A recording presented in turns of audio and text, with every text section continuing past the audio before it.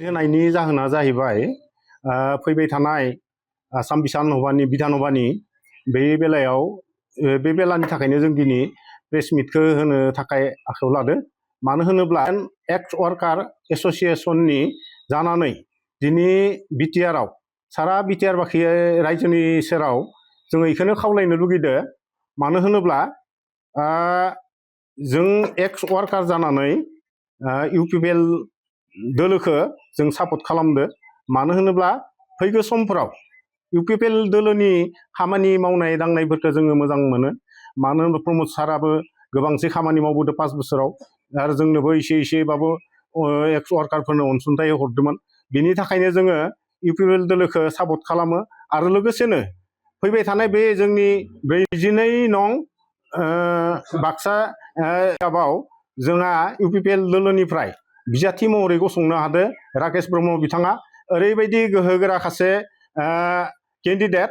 दा बेखायनो जोङो बाक्सा समस्ति हिसाबै इउपिपिएल दोलोनि बिजाथिखौ जोङो देरहाहोनो थाखाय जोङो बड'लेण्ड मुभमेन्ट एक्स वार्कार एस'सिएशन जानानै जोङो बिथांखौ मदद होगोन। ओरैबायदि मदद होगोन जाहाथे जोङो बिथांखौ जोङो देरहाहरनो हायो। बेबायदि जोङो प्रसेसजों जों खामानि मावगोन। बिनि थाखायनो जोङो इउपिपिएल दोलोखौ ओरैबायदि हारे हिमुजुवे जों सोना लाखादो। मानो होनोब्ला जोंखौ बहुतखिनि प्रमद सारा सहाय होनायखायलाय जोङो दिनैबो जों बावनो हायाखै बा बिथांखौ जोङो मदद होगोनानो अराय सम बिथांखौनो जों मदद होगोन। गिबियावनो बिटिसि रायजोखौ खुलुमहरनाय जायो।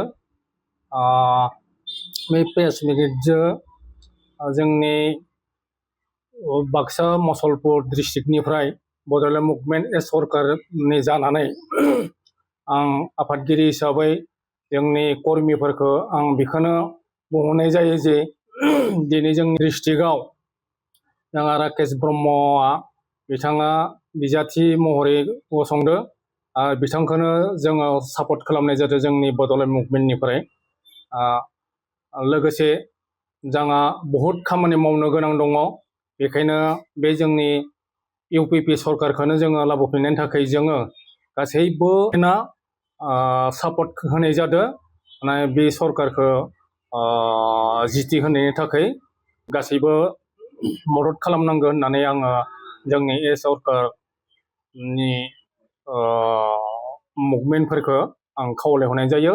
जोंनि राकेश ब्रह्म बिथांनि सावगारिया जादों ट्रेक्टराव, बे ट्रेक्टराव भट होनानै जय जत्त खालामनो थाखाय आङो नोंथांमोनखौ खावलायहरनाय जायो।